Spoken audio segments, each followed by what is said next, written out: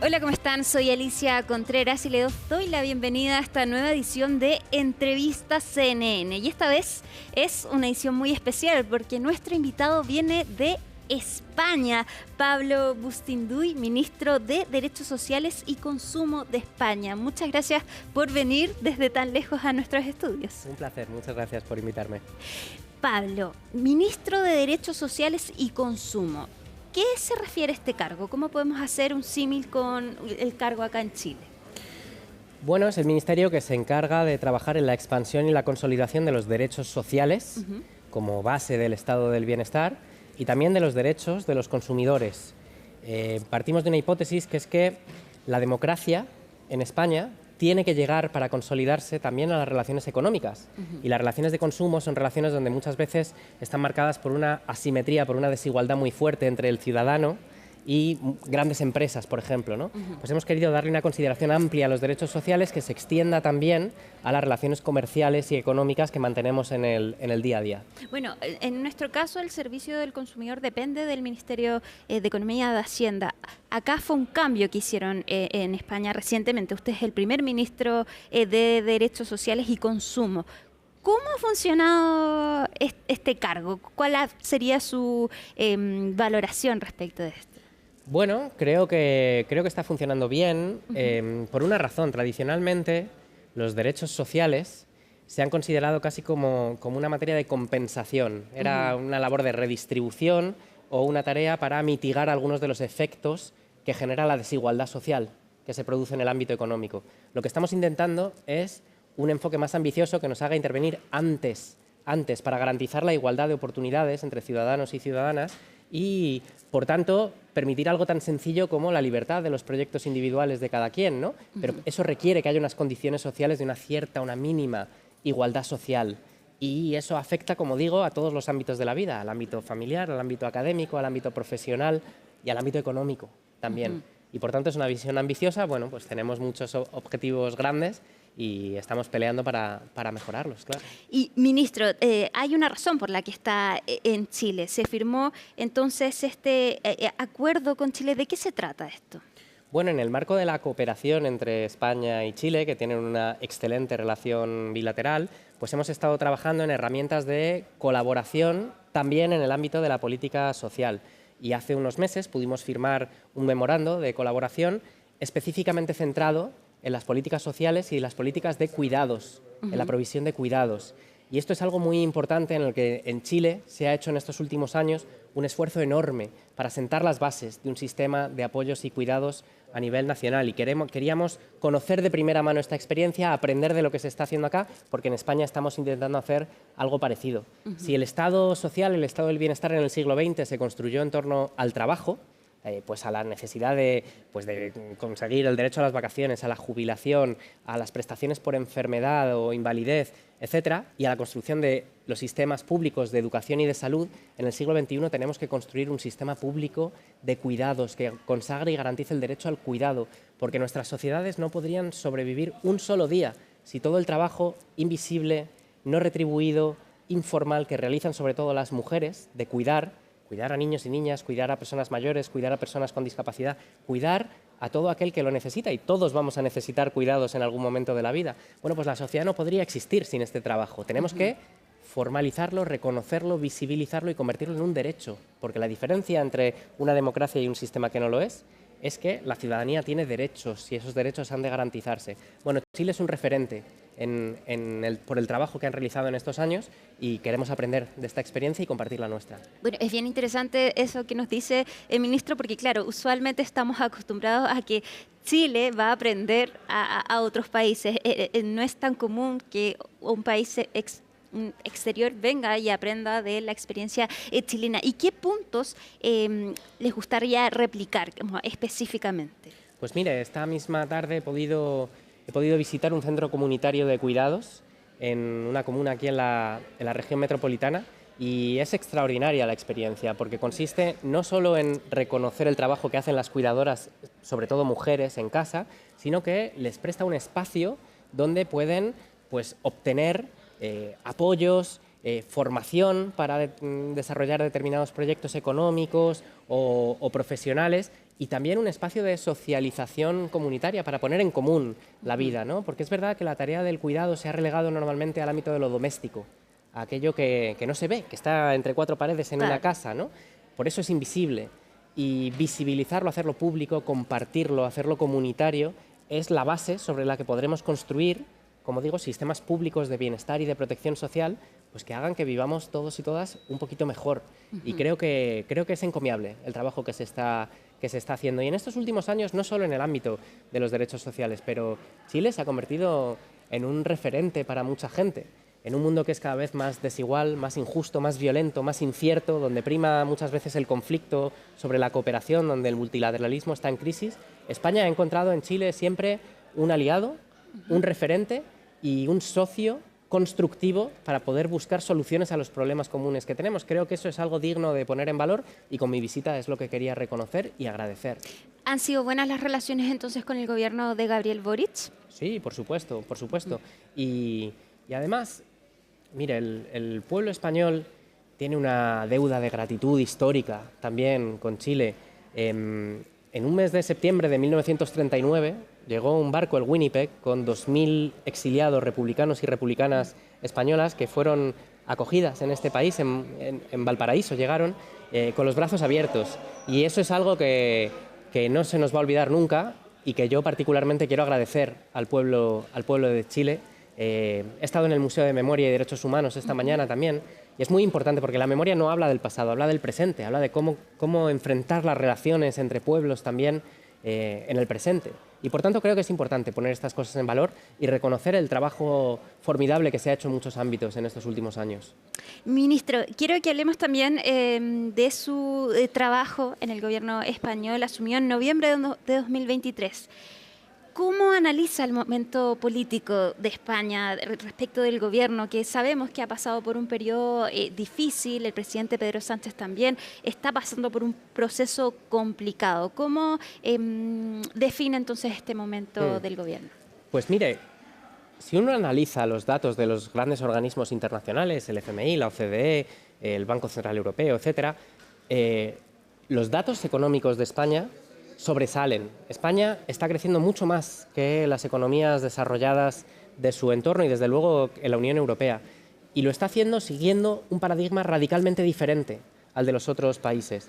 Lo primero que ha hecho este gobierno ha sido incrementar un 61% el salario mínimo.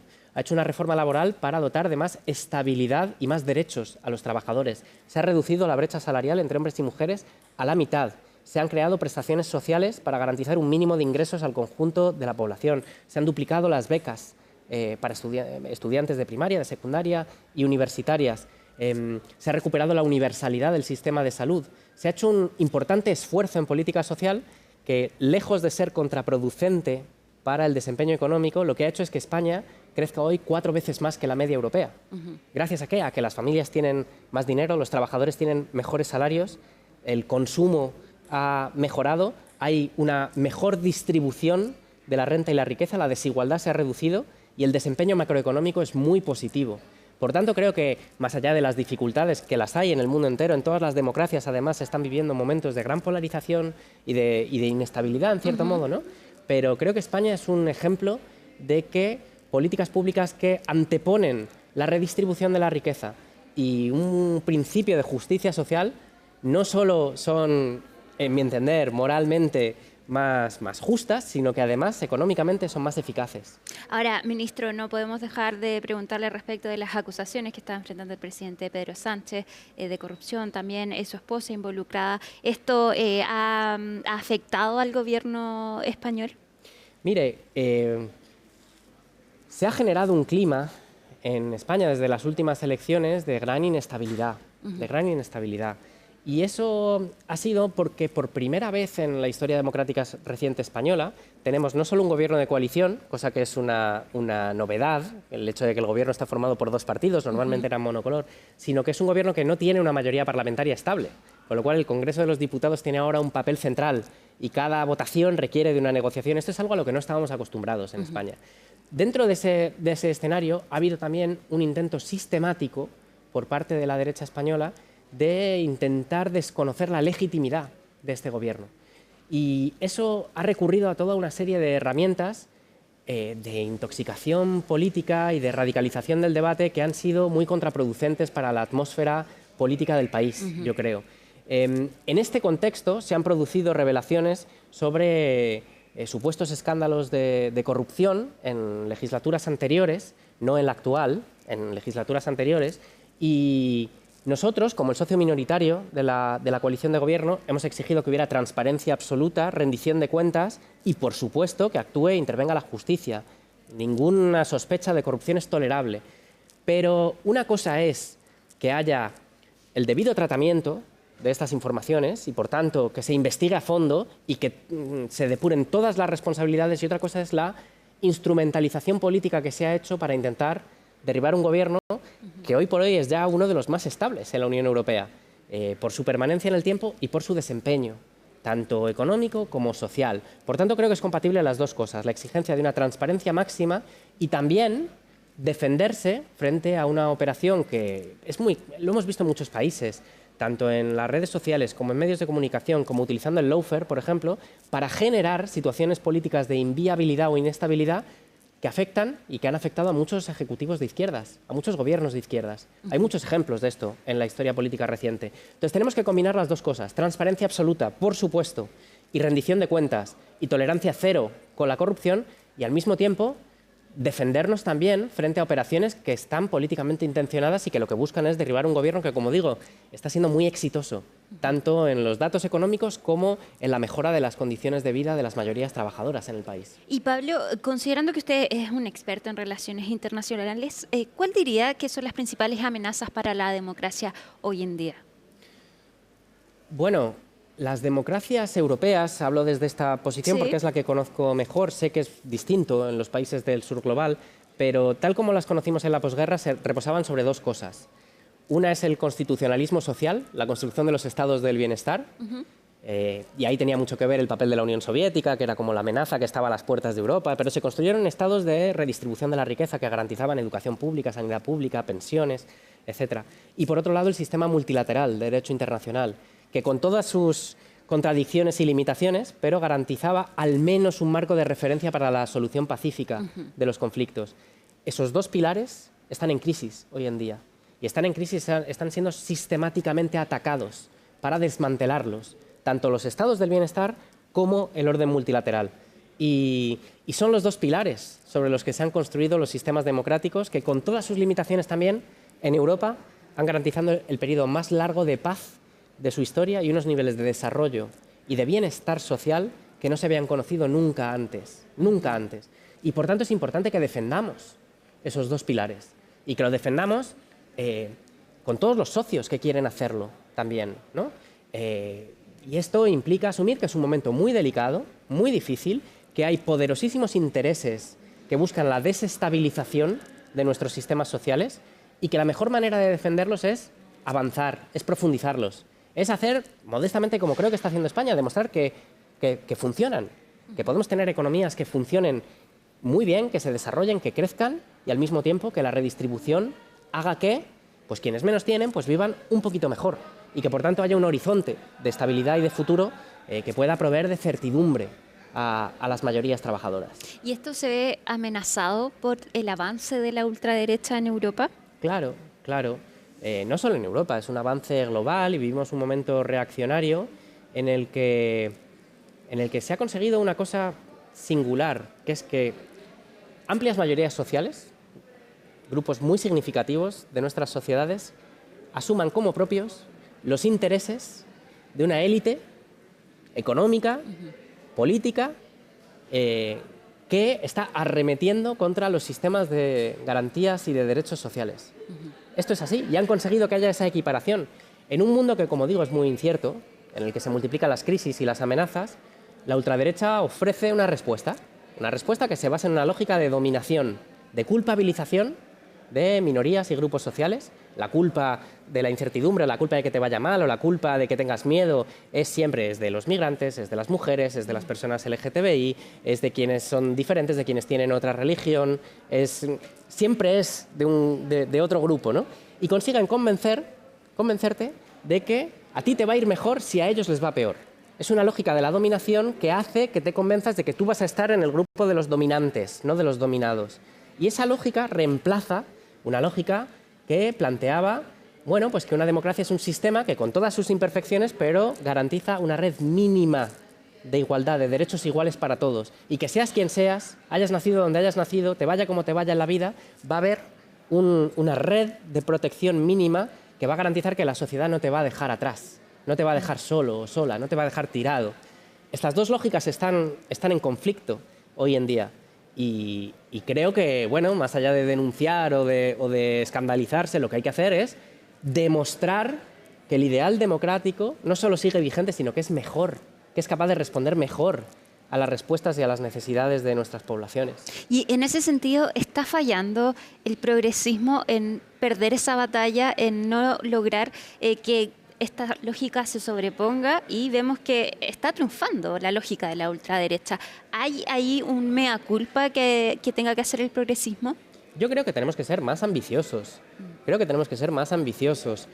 que es hora de plantear que frente a la acumulación de crisis que vivimos, las crisis climáticas, las crisis económicas, las crisis migratorias, las crisis geopolíticas y militares, las guerras, que es normal que la gente sienta miedo, que es normal que la gente sienta incertidumbre. Y creo que tenemos que ser más ambiciosos en plantear un proyecto de transformación social que se base en la justicia social, que se base en decir la mejor manera de protegernos no es ejercer violencia unos contra otros, no es buscar a quien es más débil que tú para aplastarle.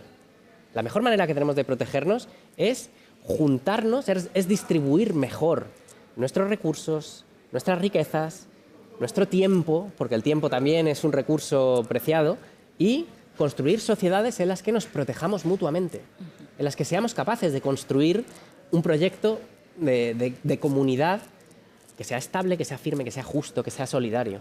Creo que tenemos que ser más ambiciosos en ese camino. Eso parecido a lo que decía antes. No es tanto redistribuir para paliar las desigualdades, es generar sistemas sociales que fomenten más la igualdad. No solo corregir la desigualdad, sino producir más igualdad social.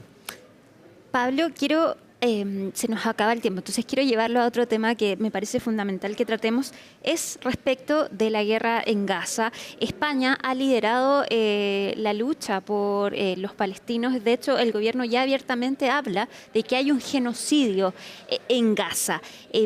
¿Cómo ven la respuesta internacional respecto de lo que está ocurriendo en Gaza?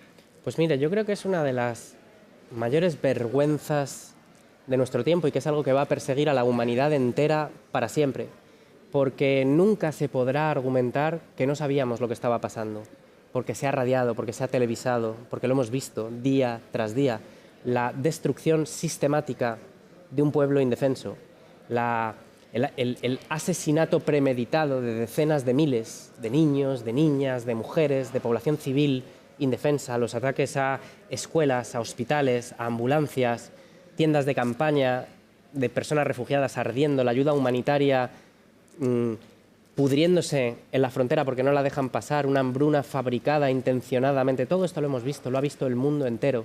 Y todo esto ha sido posible por la pasividad o la indiferencia de la comunidad internacional. Es una vergüenza que nos va a perseguir para siempre, para siempre. Y España creo que ha hecho lo que tenía que hacer. Quizá podría haberlo hecho antes o con mayor determinación, pero ojalá en muchos momentos no hubiéramos estado tan solos para generar la presión política, diplomática, económica y comercial sobre el gobierno de Israel, que mi única aspiración política en este ámbito es que quienes han sido responsables de crímenes flagrantes contra la humanidad rindan cuentas por ello ante un tribunal internacional. Bueno, vimos también, y fue interesante, que el viaje que hizo el primer ministro de Israel a la Asamblea General desvió su camino para no pasar por el espacio aéreo español. Pablo, ¿le parece que es viable el plan presentado por Donald Trump, que hasta ahora es lo que más acerca a una posibilidad de lograr un alto al fuego en Gaza? Es una necesidad absoluta detener el genocidio. Entonces, cualquier medida que sirva para aliviar mínimamente el sufrimiento indescriptible del pueblo palestino, pues será positiva. Pero lo que se ha planteado hasta ahora es un plan, uno, que no respeta el marco del derecho internacional ni las resoluciones de Naciones Unidas, y dos, donde en ninguna parte aparece el derecho a la autodeterminación del pueblo palestino, de gobernarse a sí mismo. de llevar una existencia en paz, que es la base sobre la que se deberá resolver este conflicto, ¿no? Garantizando el derecho a la existencia en paz de los dos pueblos que viven en esa tierra. Y por tanto creo que estamos muy lejos de ese escenario. Ahora bien, lo primero es detener este genocidio absolutamente sangrante. ¿Le parece que este plan favorece a Israel? Creo que en este plan no figura el pueblo palestino como una entidad propia con derecho a gobernarse a sí mismo. Y este plan subordina la ayuda humanitaria a un acuerdo entre las partes, algo que es una violación flagrante del derecho internacional humanitario también. La ayuda humanitaria a una población indefensa no puede ser uno de los elementos de negociación. No puede ser un elemento de negociación. La ayuda humanitaria los corredores humanitarios tienen que estar al margen de cualquier negociación y eso sería lo primero que habría que garantizar.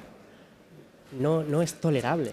No es tolerable que se esté utilizando el hambre como arma política, como arma de guerra, en pleno siglo XXI. Ministro, la última pregunta. ¿Cree que Donald Trump es una amenaza a la democracia? Creo que Donald Trump es un síntoma, es una expresión de un movimiento reaccionario global que efectivamente, sirviendo los intereses de una pequeña clase de ultrarricos y milmillonarios, está desmantelando algunas de las libertades públicas y de los derechos políticos, sociales y civiles que hace no tanto tiempo dábamos casi por garantizados. Nos parecía increíble que pudieran suceder ciertas cosas. No nos imaginábamos regresiones así. Creo que es un síntoma de eso, de una deriva oligárquica que amenaza las libertades y los derechos conquistados. Pablo Bundistuy, ministro de Derechos Sociales y Consumos de España, muchísimas gracias por venir a nuestros estudios y por supuesto le deseamos un buen retorno a casa. Un placer, muchas gracias. Y nosotros llegamos hasta el final de Entrevista CNN, pero por supuesto sigan la compañía de CNN Chile. Que estén muy bien. Chao.